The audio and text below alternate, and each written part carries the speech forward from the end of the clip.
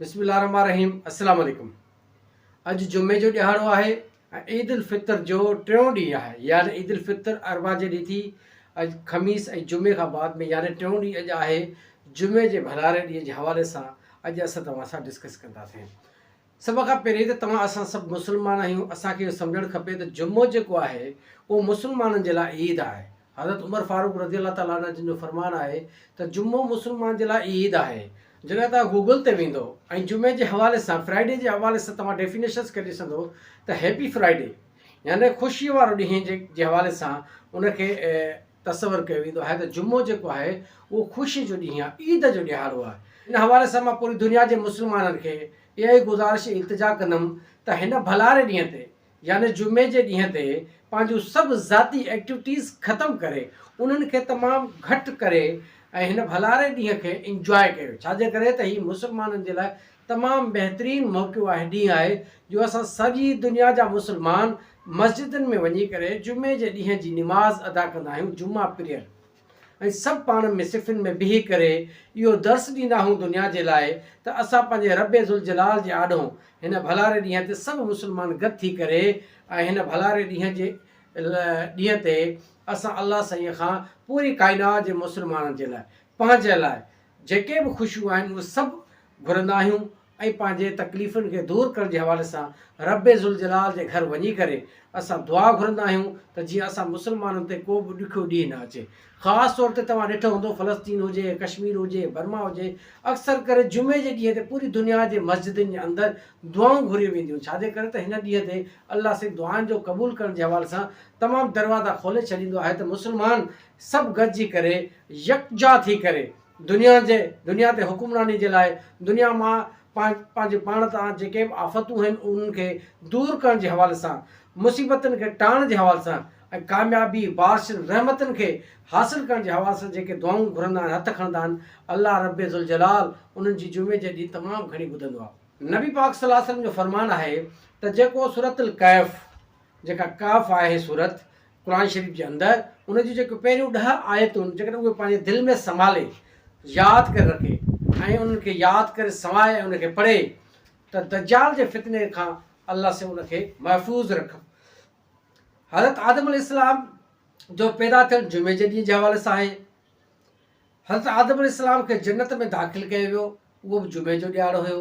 हज़रत आदम अलैहिस्सलाम खे जॾहिं जन्नत मां ॿाहिरि कढियो वियो, उहो बि जुमे जो ॾिहाड़ो हो।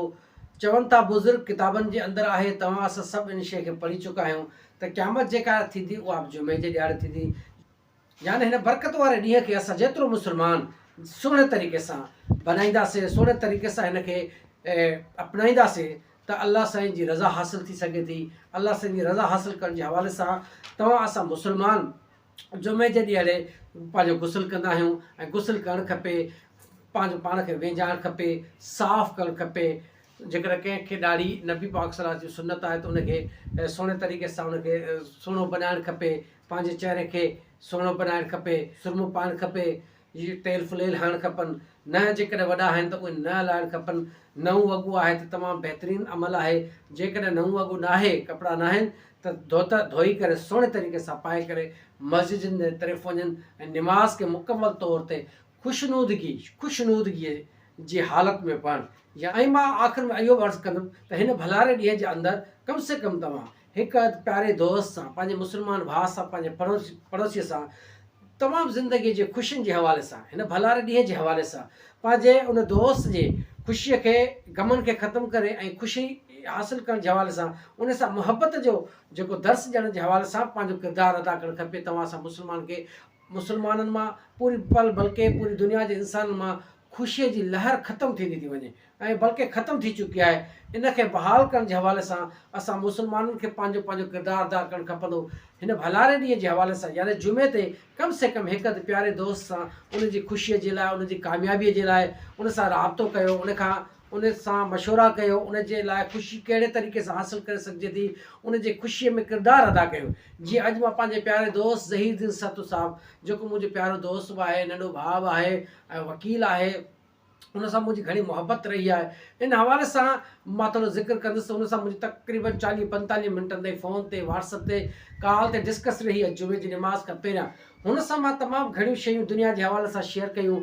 हुन बि पंहिंजो माहौल जेको ज़िंदगी गुज़ारण जे हवाले सां आहे उहो शेयर कयो। लेकिन ख़ासि तौर ते हुन इहो वाज़े कयो त हू election district bar association Hyderabad जे हवाले सां वाइस प्रेसिडेंट जे लाइ इलेक्शन कॉन्टेस्ट करे रहियो आहे 2024 जी। 20 अप्रैल 2024 ते इलेक्शन आहे पूरे हैदराबाद जे वकील भाइरनि जे हवाले सां, ऐं उहे पंहिंजो वोट कास्ट कंदा। हीउ नौजवान दोस्त, प्यारो दोस्त, तव्हांजी ख़िदमत करण जे लाइ, तव्हांजी हिमत अफ़ज़ाई करण जे लाइ, तव्हांजे ॾुखनि सुखनि में शामिलु थियण जे लाइ मां उमेदु कयां थो त हीउ मैदान ते लथो आहे। 20 अप्रैल ते पंहिंजो क़ीमती वोट ॾेई करे हिन खे कामयाबु कयो। 20 अप्रैल ते हैदराबाद बार एसोसिएशन जा सभु दोस्त मिली करे यकजा थी करे हिन जो हथु वंडायो।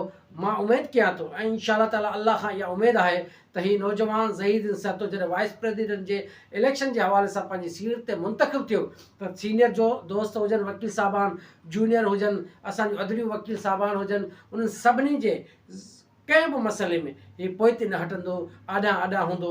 हर जाइज़ मसइले खे हीउ पंहिंजो मसइलो सम्झंदो ऐं वकीलनि जे लाइ बार ऐं बेंच खे वेझे करण जे हवाले सां पंहिंजो किरदारु अदा कंदो।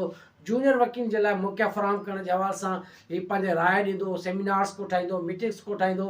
ऐं मां आख़िर में इहा बि उमेदु कयां थो पंहिंजे भाउ ज़हीर सर ते मां त हुन जहिड़े तरीक़े सां पंहिंजी राय ॾेखारी आहे त हुनजो जेको मिशन आहे, मक़सदु आहे, या हू जेको चाहे थो त मां वकीलनि जे लाइ कमु कयां, उन में तव्हां असां सभिनी जी दुआनि सां गॾोगॾु हुनखे दवा जी ज़रूरत आहे, यानी हुनजी मदद करण जे हवाले सां हुनखे वोट जॾहिं 20 अप्रैल 2024 ते असां ॾींदासीं, कामयाबु थींदो त हुन खां असां हर तरीक़े जी जेका उमेदु कयूं था उन जे लाइ असां हुनखे चई सघूं था, हुन खां उहो सुवाल करे सघूं था ऐं हुनखे असां आड़ा आड़ा सिफ़िन में आणे करे, पंहिंजे आॾा बीहारे करे हुन खां सुवाल जवाबु करे सघूं था। त तमामु असांजी हीअ उमेदु आहे ऐं हिन खे कम खे वधायो। ऐं मां उमेदु कयां थो त 100% इंशाअल्लाह ताला ज़िंदगी मौत अल्लाह जे हथ में आहे, कमी कोताही इंसान खां थींदी रहंदी आहे। लेकिन जे तरीक़े सां हिन नौजवान में मां उहा जुस्तजू, जेका हिमत ऐं जुरियत ॾिसां थो, ज़हीद सतो कंहिं बि सूरत में पंहिंजे वकील भाइरनि खे मायूस न कंदो। हीउ ज़रूरु तव्हांजे असांजी उमेदुनि ते पूरो लहंदो ऐं इंशाअल्लाह ताला अल्लाह साईं खां इहा बि उमेदु आहे त हिन नौजवान जी कामयाबी हैदराबाद बार एसोसिएशन जी कामयाबी आहे।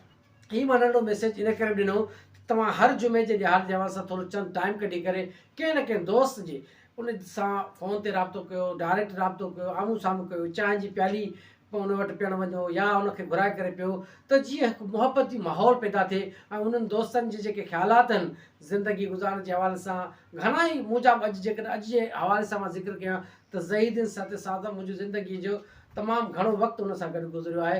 इन करे हुन सां 40-45 मिंटनि जे हवाले सां तमामु घणी ज़िंदगीअ जा हिकिड़ा लम्हा पंहिंजा शेयर कयासीं। लेकिन ख़ासि जेको मां तव्हांखे इलेक्शन जे हवाले सां ॾिसो, छाजे करे त चंद ॾींहं आहिनि बाक़ी, हिन दोस्त इहे ख़ासि उमेदु कई ऐं इहो मूंखे मैसेज बि ॾिनो ऐं मूंखे गुज़ारिश कई त मुंहिंजे हिन नंढे मैसेज खे तव्हां पंहिंजे सोशल मीडिया ते, पंहिंजे यूट्यूब चैनल ते वीडियो पैगाम जे सूरत में बि हलायो त जेके दोस्त रहिजी विया आहिनि मूंखां कंहिं इलेक्शन वर्क जे हवाले सां, चवण जे हवाले सां, मैसेज ओसी ते पहुचाइण जे हवाले सां, उन तां राब्तो न थी सघियो आहे, उन सभिनी खे तव्हांजे थ्रू सोशल मीडिया ते मुंहिंजो मैसेज वञे त जे 20 अप्रैल ते हू पंहिंजो सभु मसरूफ़ियतूं ख़तमु करे इलेक्शन जे ॾियार ते अची करे ज़हीद सत साहिब खे वोट ॾेई करे वाइस प्रेसिडेंट जे हवाले सां कामयाबु कनि त जीअं हू ॿार जी ख़िदमत करे सघे। तव्हां दोस्तनि जी वॾी महिरबानी।